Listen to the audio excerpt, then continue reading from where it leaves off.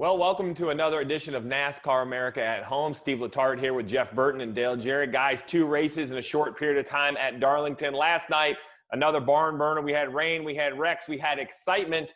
A lot to talk about. DJ, give me a driver or a team, somebody that you thought had a good trip down to Darlington over a couple races.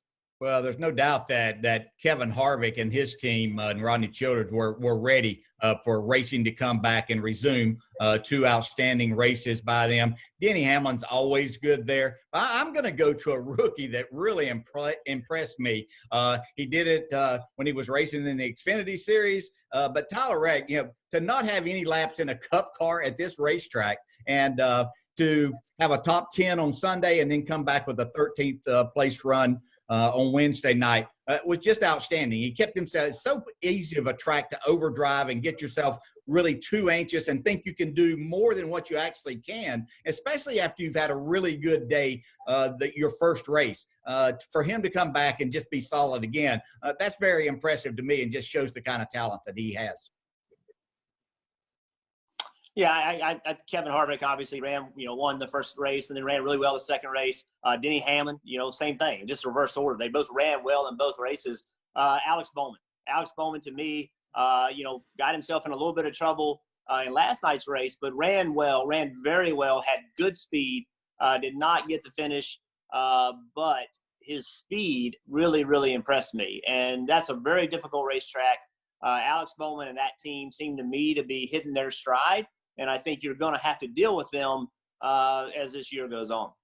Yeah, I think Hendrick Motorsports kind of picked up after the long break as they were before the break. They had good speed, something we didn't see consistently out of that organization last year. And they kind of handed around at Darlington. Alex Bowman probably the most consistent.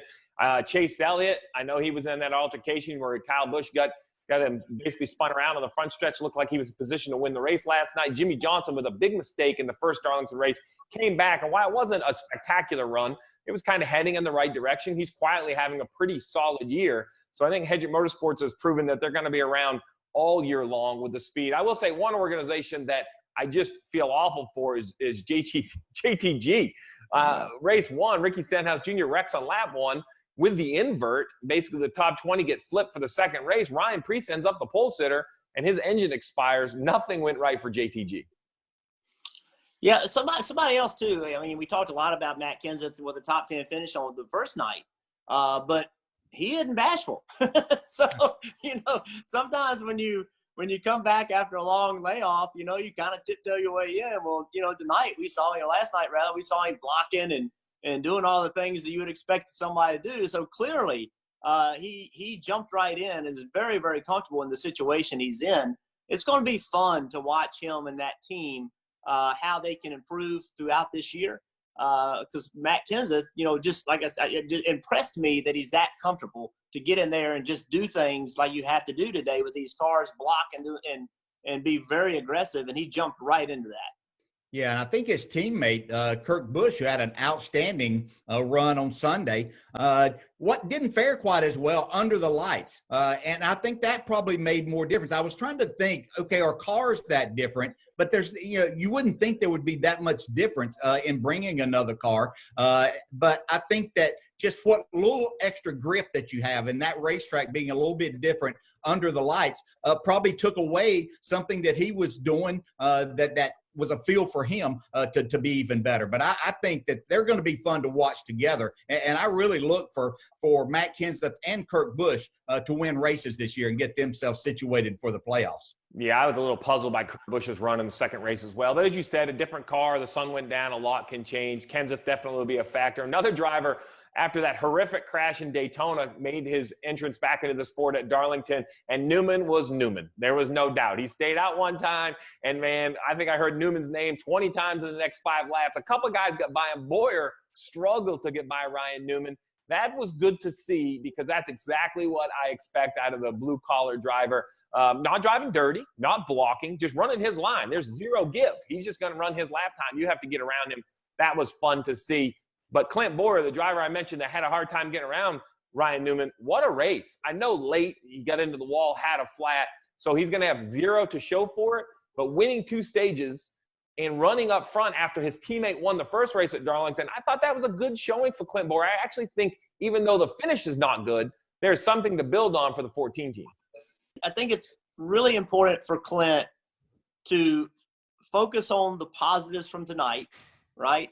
And then, but at the same time, he's got to go back and look and say, okay, what could I have done different not to get us in that situation, right? I mean, that's what you have to do as a driver. But you can't let it run you down, right? You can't let it just beat you up, right, DJ? But right. Because he ran so well, won both stages. And I thought their car got off a little bit. You know, when you have the best car, it's hard to make those adjustments. I thought they weren't quite as good. You know, and there's one stop there when he got hung up behind Newman. You would have thought, as good as his car was before, he could just fly by him, and he couldn't. I think that they got a little behind on changes. Clint made a mistake that he shouldn't make at that point in the race. But he needs to focus on the good things and go back and say, all right, what could I have done different in that situation? But don't forget how many laps you led and the promise that this team has. Because remember, this team is new together, and they've gotten off to a good start. Yeah, they have, and you're exactly right. Try to take the positives away from that, and I think also, he lost a couple of spots there as he was battling for the lead, actually, and then part of that came with that battle with Newman, and then they make the pit stops after the caution then, and so they don't have the best of pit stops at that point in time, and so all of those things just kind of triggered all of these other things happening. And the pit crews are something else I want to talk about. You know, they didn't get that much of a test, even though they were put out there on Sunday, not having to make any green flag stops, that you really didn't know exactly how they were going to handle tonight. And they had a couple of opportunities to do that. And a lot of pressure gets put on them, and plus doing it a lot in a short amount of time, getting a lot of stops in when they haven't been able to practice what they do the best and to make them the best. So it was interesting to see, but you could really tell that the ones that are really good were making those solid stops when it really counted to help their drivers out. So the last two names I want to talk about are somewhat related because one left the ride that the other one's in, and that is Matt DiBenedetto in 9th, driving the Wood Brothers 21. And the other driver who I'm going to talk about is the ride that he vacated. That's Christopher Bell in the 95, finished 11th. You talk about Tyler Reddick, how great of a trip he had to Darlington. 2020 has been nothing that Christopher Bell has wanted. If it could go wrong, it has gone wrong. Mechanically, wrecks, all this stuff.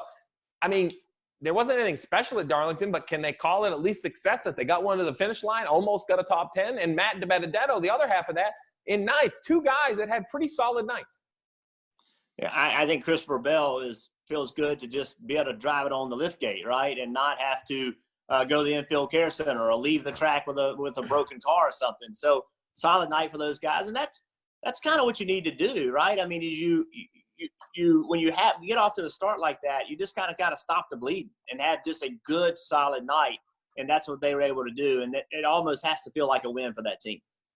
Yeah, and not only, do they have a rookie driver there that's learning this too, he's outstanding in what he does with Christopher Bell, but, they've got a whole group that they're putting together and trying to make all the right decisions and grow this race team into a championship caliber team. So there's a lot going on there. And so I know it was frustrating for him as a driver. Jeff, we've both been in that position. You're excited about a year starting and nothing goes right. And then all of a sudden you really start pressing and then you make more mistakes as a driver. So that was great to see him have a good night. And Matty D, he's going to be a factor this year. Matt DiBenedetto is an outstanding driver, and the Wood brothers are giving him good race cars. They're having good pit stops. A lot of good things happening there. He's going to challenge for some top fives, and we know at what racetracks he's really good at, that's going to give him some opportunities to even go after a victory. So fun to watch him. And I think the more difficult the racetrack is, I think the better he performs. Well, guys, I will tell you that I could get used to primetime NASCAR. I liked a little Wednesday night NASCAR action, gave me something to watch. But Darlington's behind us. Next up, home race for everybody, Charlotte Motor Speedway. And we're going to see which drivers use the pandemic time, the time off to get in shape, to stay in shape, and to recover, because we're going to jump right in with 600 miles on Sunday afternoon from Charlotte Motor Speedway. Cup cars back on track. Thanks for tuning in to another NASCAR America at Home. Hey Motorsports fans, thanks for watching. Make sure you hit subscribe before you go for all the latest news and highlights across motorsports.